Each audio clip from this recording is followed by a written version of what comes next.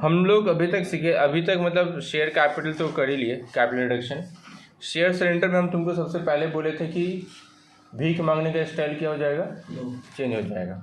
मतलब equity share holder वाला लोग जब भीख देगा तो उसको हम लोग शेयर सरेंडर के अंदर लिखेंगे, और बाद बाकी लायबिलिटी होल्डर वाला लोग अगर भीख देगा तो उसको कैपिटल रिडक्शन में लिखेंगे, जैसे लिखते थे वैसे ही। ठीक है, और कोई नया टॉपिक नहीं है, को नॉर्मल कॉन्सेप्ट है।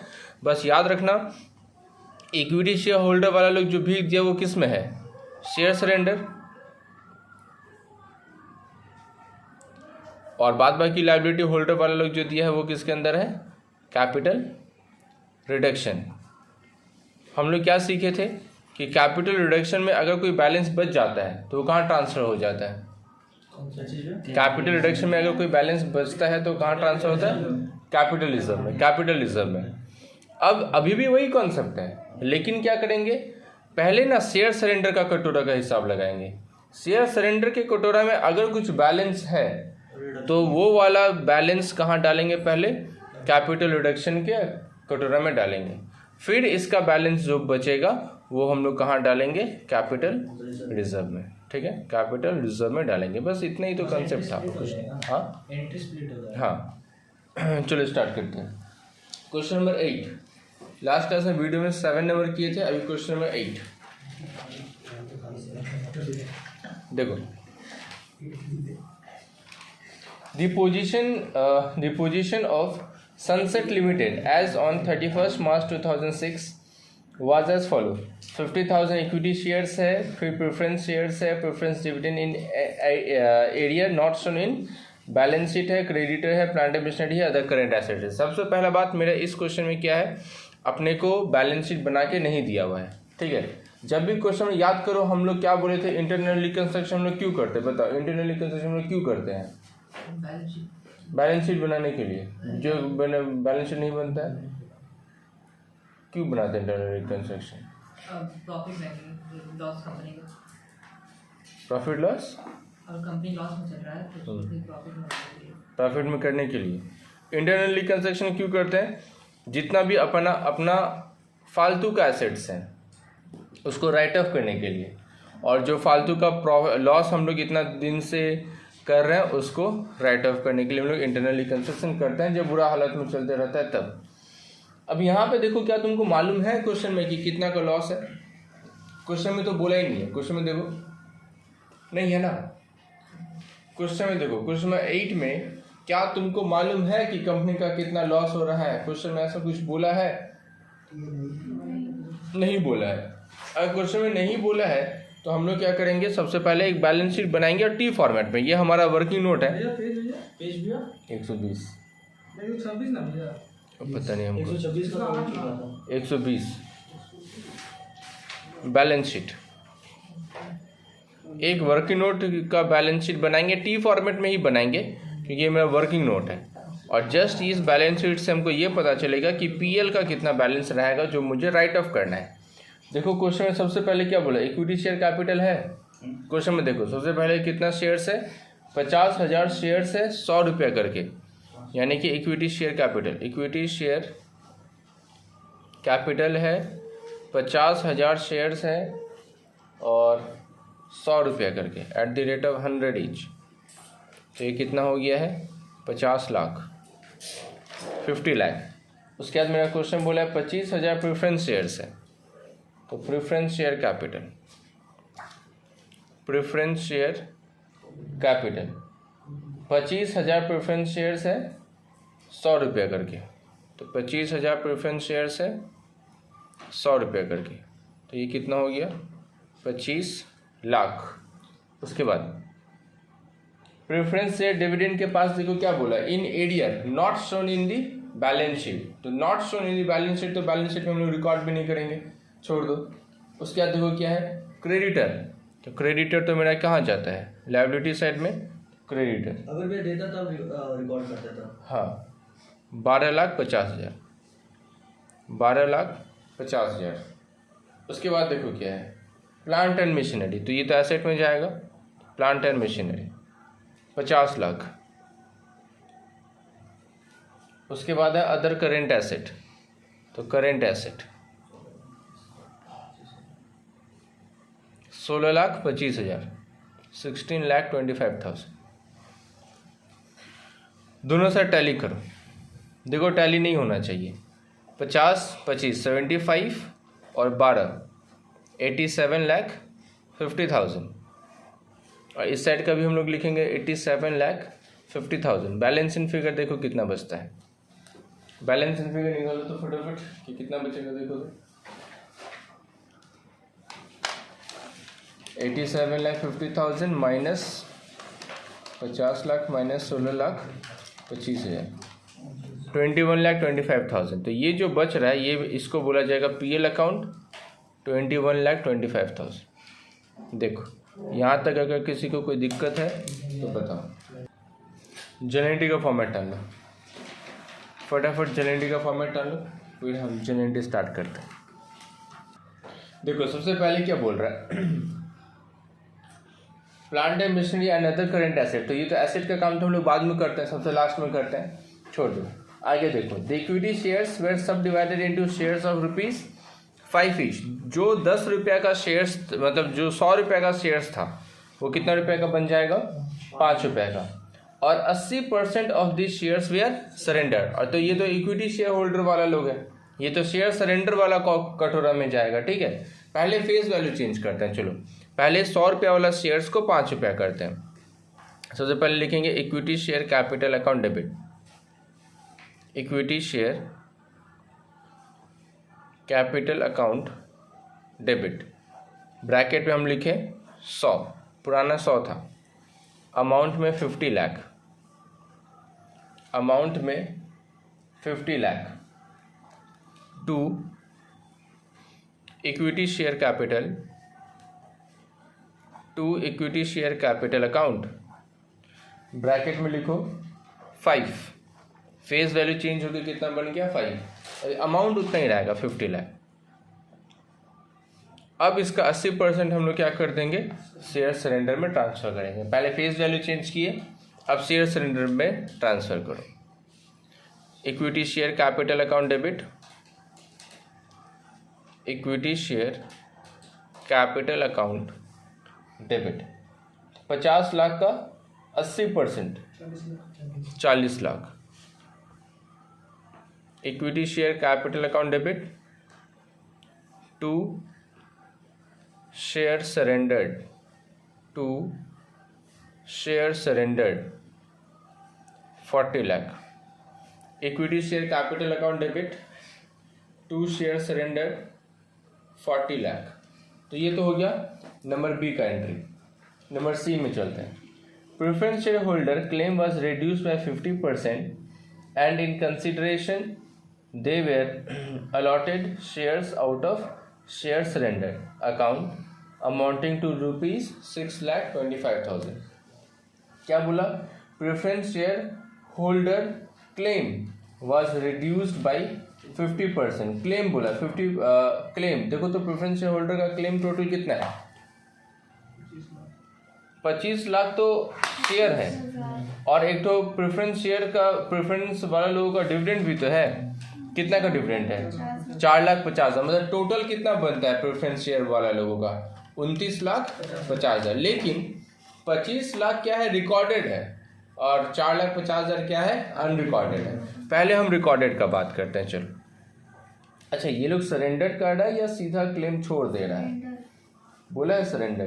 The preference share holder claim was reduce, नहीं रिड्यूस क्या हो रहा है, 50% छोड़ रहा है। ठीक है, और उसके बदले शेयर सरेंडर वाला में से उसको 6,25,000 का इक्विटी शेयर चाहिए। ठीक है, पहले तो रिड्यूस करते हैं। चलो पहले रिकॉर्डेड का बात करेंगे। ठीक है, जो 25 लाख इक्विटी शेयर है उसका लिखो, 25 लाख प्रेफरेंस शेयर है ना, रेट कितना है 9%। तो 9% preference share capital account debit, 9% preference share capital account debit. 50% छोड़ देगा तो सीधा 50%, क्योंकि रेट तो चेंज करना नहीं है हम लोगों को, तो सिर्फ 50% का बात करो। 25 लाख का 50% कितना बनेगा, 12,50,000। To capital reduction. भैया ये कैपिटल रिडक्शन क्यों लिखे, तो शेयर सरेंडर क्यों नहीं लिखे? क्योंकि ये लोग सरेंडर नहीं कर रहा है। इक्विटी शेयर वाला में जहाँ पे हम शेयर सरेंडर लिखे हैं वहाँ पे एक बार लाइन पढ़ो, उसका लाइन पढ़ो। वहाँ पे क्या लिखा हुआ था? देखो बोला था कि शेयर जो है वो क्या कर दिया, सरेंडर। जो सम वीडियो में बनाए हैं उस सम्स में भी देखना लिखा हुआ है शेयर सरेंडर किया है, लेकिन इस क्वेश्चन में क्या बोल रहा है, शेयर सरेंडर दिख रहा है, प्रेफरेंस शेयर के साथ शेयर सरेंडर नहीं दिख रहा है। इसलिए हम कैपिटल रिडक्शन में डालें, क्योंकि वो लोग छोड़ दिया पैसा, उसके बाद सरेंडर नहीं किया है। ये तो हो गया रिकॉर्डेड का। और अनरिकॉर्डेड का क्या होगा, उसको नहीं चाहिए। अनरिकॉर्डेड जो छोड़ देगा उसको तो हम लोग एंटर नहीं करते। अच्छा अभी अगर होता तो किस में डालते? किस में? नहीं समझे क्वेश्चन क्या बोल रहे? यही होगा। अनरिकॉर्डेड जो बता रहे, यानी देखो अभी अनरिकॉर्डेड है, ठीक है। रिमेनिंग जो अनरिकॉर्डेड कितना है, 4,50,000। तो 4,50,000 जो अनरिकॉर्डेड है उसका 50% तो वो लोग छोड़ दिया। अनरिकॉर्डेड का 50% जब छोड़ दिया तो उसका कोई एंट्री नहीं होता। लेकिन बाद बाकी 50% के लिए मेरे से क्या मांग रहा है, इक्विटी शेयर्स मांग रहा है। तो बाद बाकी 50% का बात करेंगे हम लोग। द प्रेफरेंस शेयर होल्डर इतना in consideration they were allotted shares out of, जो 50% छोड़ दिया और बाद, और इसको चाहिए शेयर सरेंडर से पैसा। चलो शेयर सरेंडर से पैसा देते हैं। Share surrender account debit, share surrender account debit to equity share capital, to equity share capital account 6,25,000, 6,25,000। हाँ अब बोल, तुम क्या बोल रहे हो? रिडक्शन वाला 9% वाला, उसके बाद रिडक्शन जो है कैपिटल रिडक्शन उसमें था। ये रिकॉर्डेड है इसलिए ऐसे किए। अनरिकॉर्डेड अगर रहता तो उसका कुछ करने का जरूरत ही नहीं था।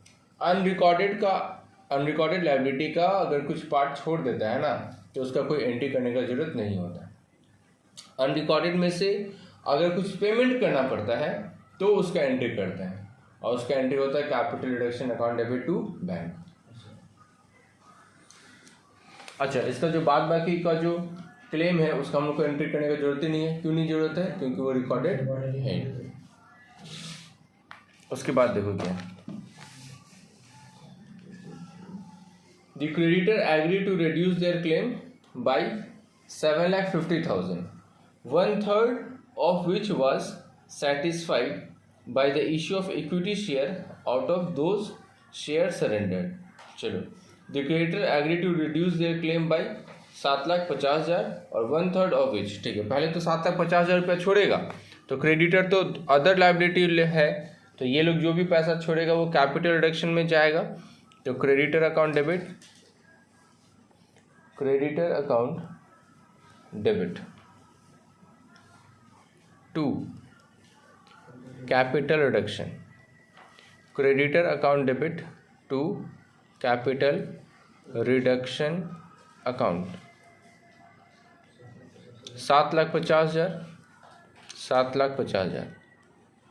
अब क्वेश्चन बोल रहा है इसका 1/3, मतलब 7,50,000 का 1/3, इसको क्या चाहिए, इक्विटी शेयर चाहिए। तो 7,50,000 का 1/3 कितना होगा, 2,50,000। तो ये चल जाएगा इक्विटी शेयर कैपिटल, वो भी शेयर सरेंडर में से। तो शेयर सरेंडर अकाउंट डेबिट,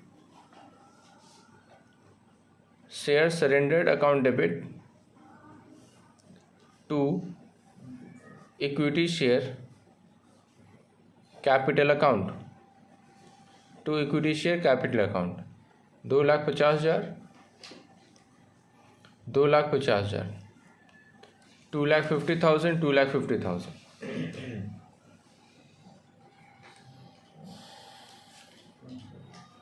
उसका क्या बोला, द रिमेनिंग शेयर सरेंडर मतलब cancel, the remaining share surrender will be cancelled. तो एक काम करते हैं, शेयर सरेंडर में चलो देखते हैं कि पैसा है कितना।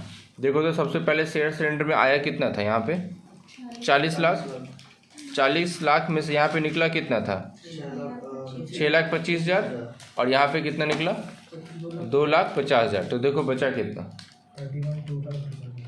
31,25,000। तो इसको कैपिटल रिडक्शन में डालो। Share surrender account debit, share surrendered account debit to capital reduction account, share surrender account debit to capital reduction account. 30 कितना बोला था? 31,25,000। ये चला गया कैपिटल रिडक्शन में। अब मेरे को सबसे पहला वाला एंट्री करना है, सबसे पहला वाला एंट्री जो हम लोग छोड़ के रखे हैं।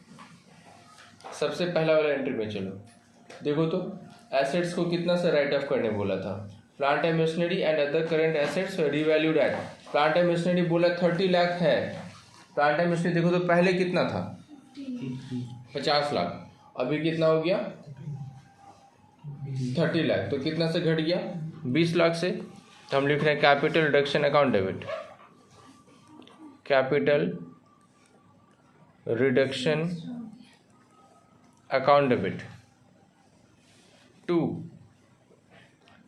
Plant and machinery account 20 lakh. और क्या अदर करेंट एसेट्स देखो तो कितना से घट रहा है?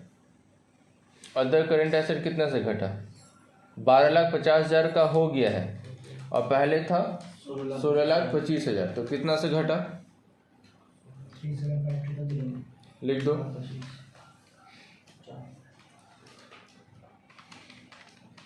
3,75,000। तो to other current asset 3,75,000।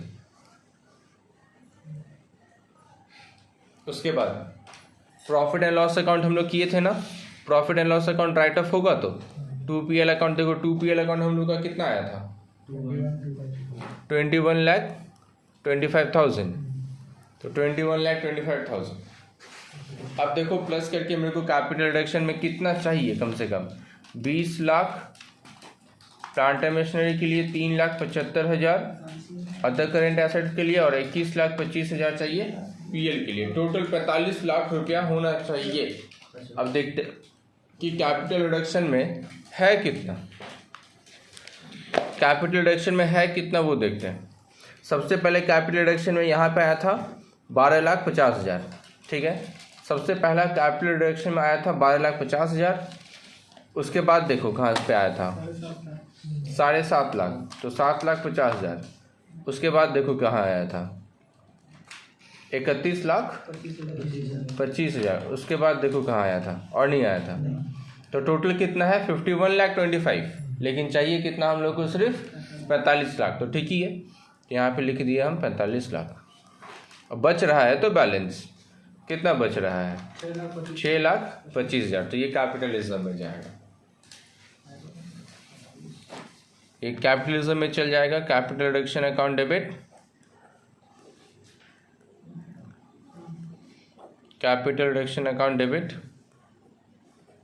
To capital reserve account 6,25,000, 6,25,000, 6,25,000, 6,25,000।